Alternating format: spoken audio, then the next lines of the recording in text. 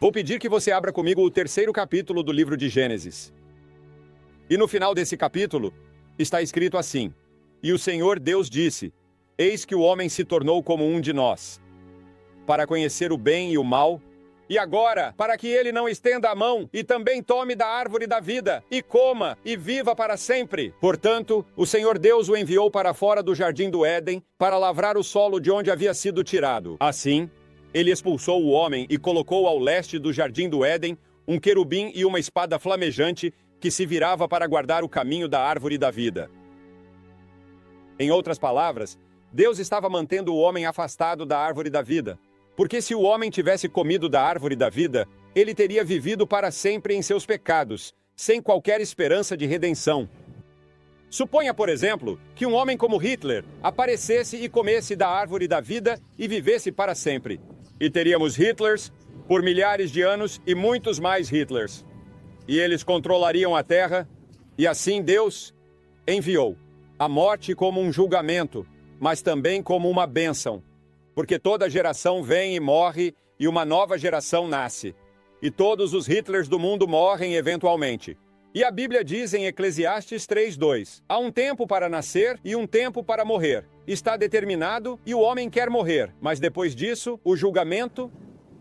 Mas muitas vezes eu descubro, como clérigo, que as pessoas não desejam falar sobre a morte. Por quê? Na América, os adolescentes de 17 anos, quando chegam aos 17, já viram uma média de 15.000 assassinatos na televisão. E há uma onda de best-sellers sobre a morte agora. E alguns pensam na morte como um período da vida. Sir Winston Churchill uma vez disse: quanto mais velho você fica, mais sono você precisa. Finalmente você dorme o tempo todo. Na vida, há muitas avenidas, ele disse, mas todas levam àquela morte abrangente. E eu quero perguntar a você esta noite: você está preparado para morrer? Você fez alguma preparação para a sua morte? Oh, sim, talvez financeiramente você tenha, mas e quanto ao seu espírito, sua alma que vai viver para sempre? Você fez um estudo sobre isso. Oh, isso ocupa muito do seu pensamento. Eu sei disso. Mas a perda e a separação das coisas que você ama não gostam de deixar para trás família e amigos. E para outros, não é apenas um momento da vida, mas é um ponto de interrogação. A morte traz tanta incerteza e nos perguntamos: por quê? Por quê? Por quê? Você vê um jovem ceifado na flor da idade e você pergunta: por quê? Ou você vê um menino ou uma menina e você pergunta: por quê? Por que tudo isso tem que acontecer? Parte disso é o terror e o medo do desconhecido. As pessoas nunca gostam de estar despreparadas. Elas estão ansiosas sobre o futuro. E eu quero citar uma passagem de Amós, o 4º capítulo, que diz: prepare-se para encontrar seu Deus. Você está preparado? Suavizamos a realidade da morte. Não queremos falar sobre isso. Alguns não querem pensar sobre isso. Então temos muitos cosméticos e lifting facial e a busca frenética pela mítica fonte da juventude que continua. Mas eu não quero me voltar esta noite para o psicólogo, ou o sociólogo, ou os estudantes de medicina, mas para a Bíblia. O que a Bíblia diz sobre a morte? Primeiro, a Bíblia diz que a morte é um inimigo do homem e de Deus.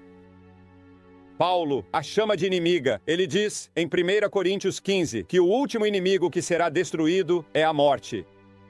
Agora é um inimigo de Deus, porque Deus nunca quis que o homem morresse. Quando ele nos criou, ele quis que vivêssemos para sempre. Mas quebramos sua lei, nos rebelamos contra ele. E ele disse: se você fizer isso, você vai morrer. Ele tinha que cumprir sua palavra. Nem o pecado, nem a dor, nem a doença, nem a morte faziam parte do plano original de Deus para o homem. A morte era a penalidade pelo pecado, quando ele disse: certamente morrerás.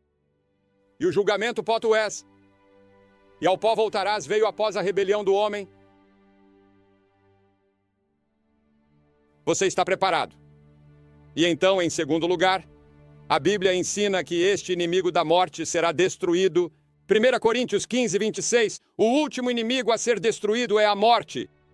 Quando estivemos viajando pela Rússia no ano passado e fomos a essas grandes catedrais ortodoxas, foi um privilégio pregar nelas o Evangelho, assim como faço aqui. E na União Soviética eu tinha um teólogo da Academia Teológica de Leningrado. Ele disse a mim no carro enquanto estávamos viajando, ele disse: Senhor Graham, Ele disse: eu gostaria de ver você dar mais ênfase à ressurreição de Cristo. Porque ele disse: se Cristo não ressuscitou, nossa fé é vã.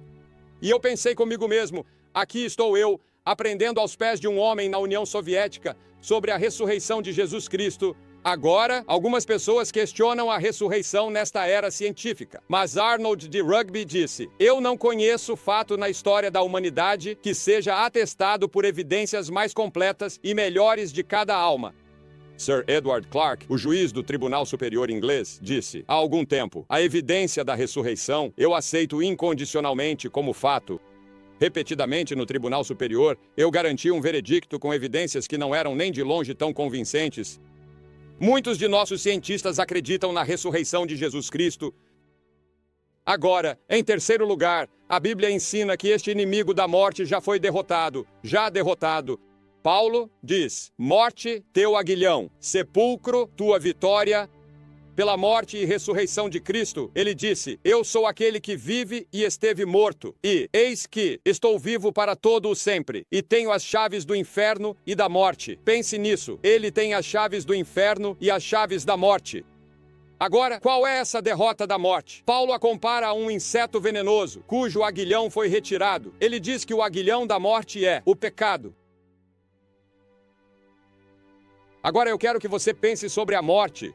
Para uma pessoa que não conhece Cristo, para um descrente, este atleta está revivendo aquela velha canção pop de David Clayton Thomas, que diz: e quando eu morrer, eu rezo para que não haja inferno. Mas a Bíblia ensina que haverá um julgamento, e você não pode ler a Bíblia e não perceber as referências ao inferno. E eu não vejo como um clérigo pode pregar sem falar sobre isso, porque está tão presente nas Escrituras, e aquele que ensinou tanto sobre isso é Jesus, mais do que qualquer outra pessoa na Bíblia. Estar no inferno é estar fora da presença de Deus. O que é o inferno? Não vou te dar minha imaginação.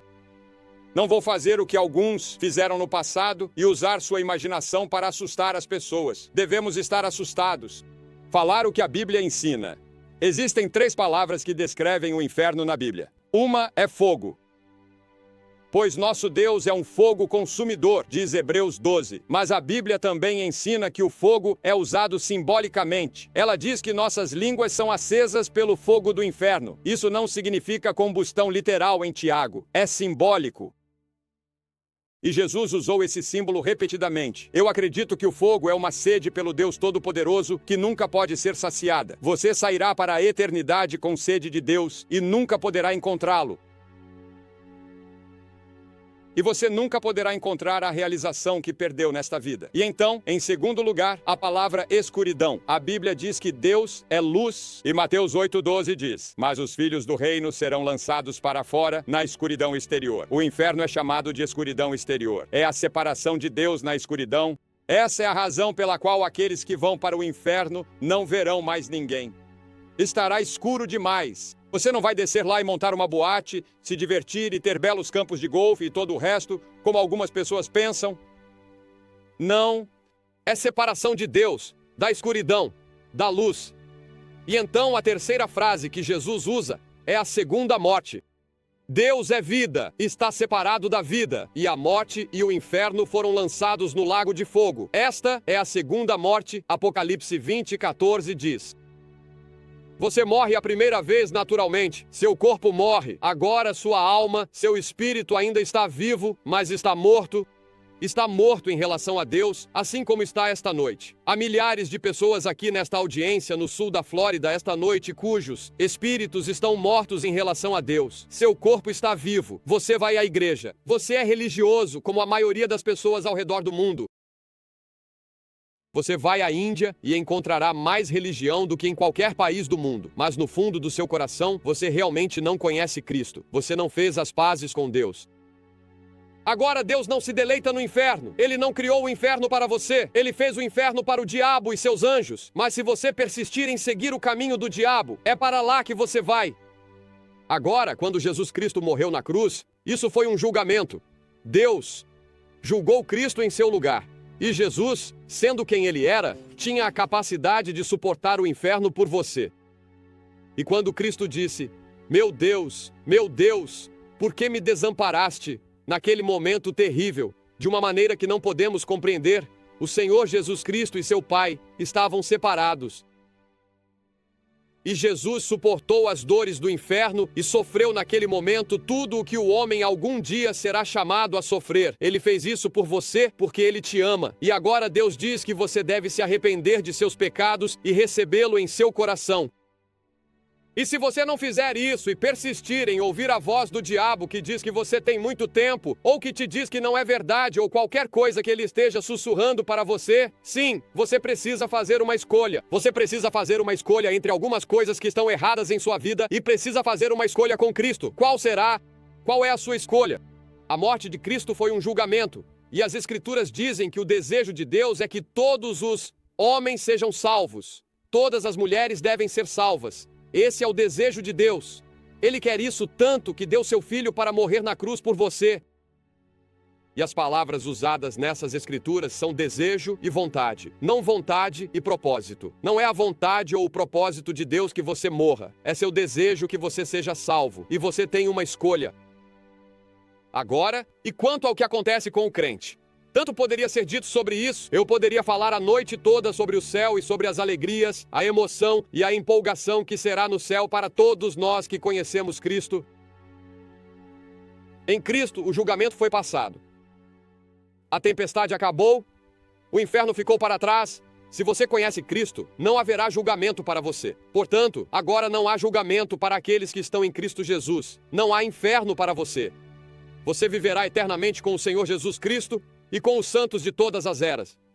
Pela sua morte, ele destruiu a morte.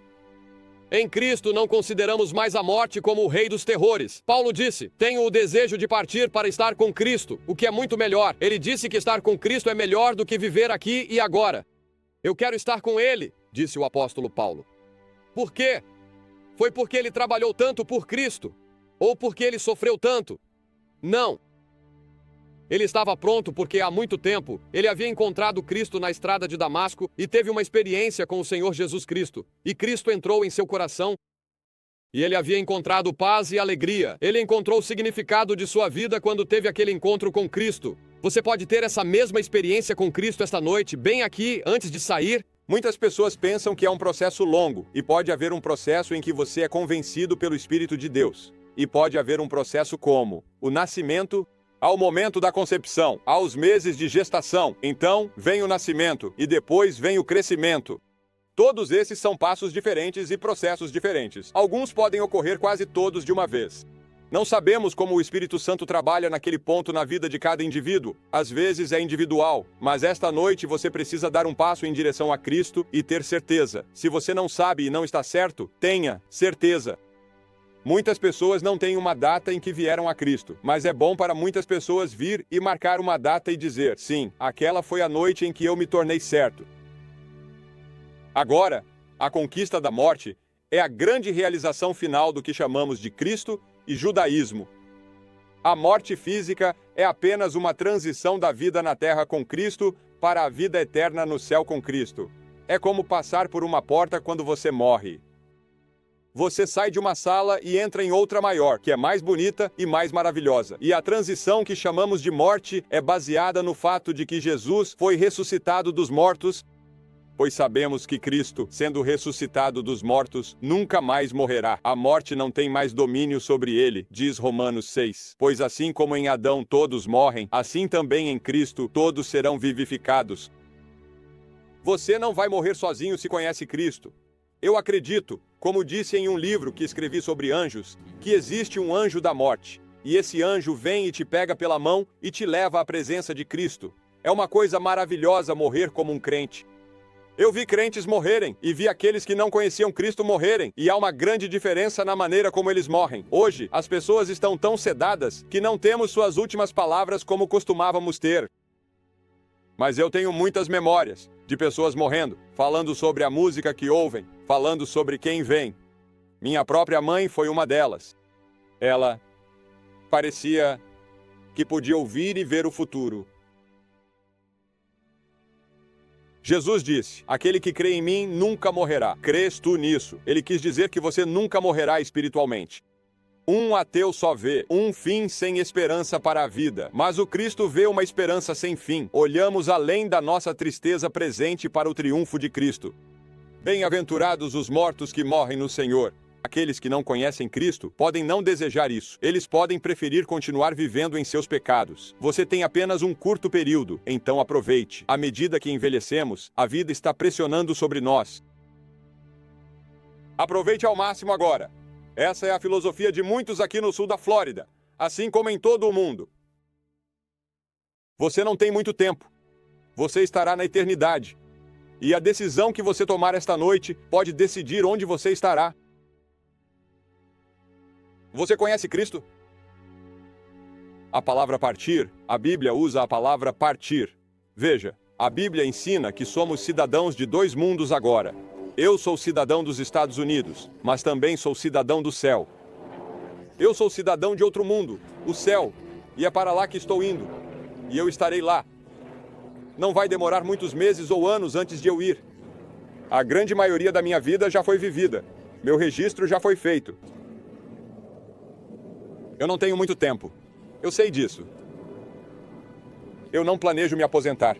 Sinto que tenho 18 anos, mas sei que não tenho. Eu posso olhar para os raios-x quando eles tiram os raios-x e ver a deterioração de um osso aqui e ali através de algo que eu nem sei o que é. Eu não consigo sentir isso, mas sei que em algum momento eu sentirei. Começará a ter efeito no corpo. Todos nós morremos. Eu não vou escapar disso. Eu não quero escapar disso. Eu quero ir. Porque estar com Cristo é muito melhor do que estar até mesmo na Flórida.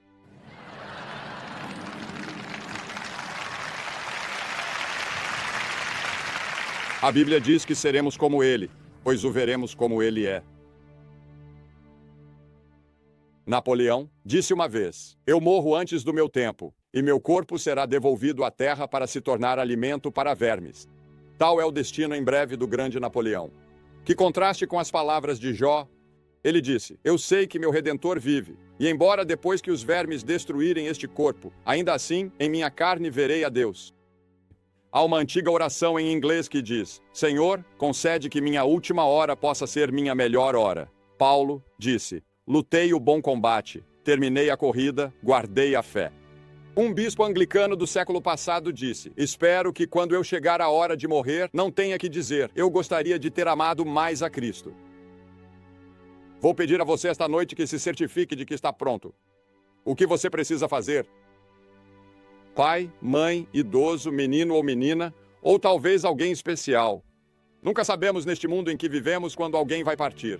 Você sai nessas rodovias e ruas e nunca sabe. Você está pronto. O que eu preciso fazer para estar pronto? Primeiro, a Bíblia ensina que você deve se arrepender de seus pecados. E você diz: "Bem, o que é arrependimento?" Arrependimento é mudar sua mente em relação a Deus e a si mesmo, vendo-se como um pecador e vendo a santidade e a justiça de Deus, olhando para a cruz de Cristo e vendo que ele morreu por você. Mas também significa uma mudança de vida. Você vai mudar seus hábitos a partir deste momento. Você vai pedir a Deus para te ajudar. Você pode não conseguir, você pode não ter a força para isso, mas se você pedir a Deus para te ajudar, Ele te ajudará. Então, a segunda coisa que você deve fazer é crer. Essa palavra crer significa mais do que apenas acreditar com a sua mente. Significa se comprometer, seu eu total a Cristo como Salvador e Senhor. E então, a terceira coisa, você deve estar disposto a segui-lo e servi-lo. Você está disposto a fazer isso? Você diz: "Billy, eu decidi isso anos atrás." Você realmente decidiu. Há alguma dúvida sobre isso? Muitas pessoas mais velhas foram religiosas e os mais jovens também, porque eu era jovem quando aceitei Cristo, com 16 ou 17 anos e vice-presidente da sociedade de jovens da minha igreja. Mas eu sabia que realmente não conhecia Cristo, eu já sabia disso, e quando pediram às pessoas para virem e tornarem isso certo, eu fui, e estou tão feliz por ter feito isso naquela noite. Você pode ter certeza de que esta noite vou pedir que você venha e fique em frente a esta plataforma, como vimos centenas fazerem todas as noites. Estou pedindo que você venha publicamente. Ele disse: "Se você não estiver disposto a me reconhecer publicamente diante dos homens, eu não o reconhecerei diante de meu Pai, que está no céu."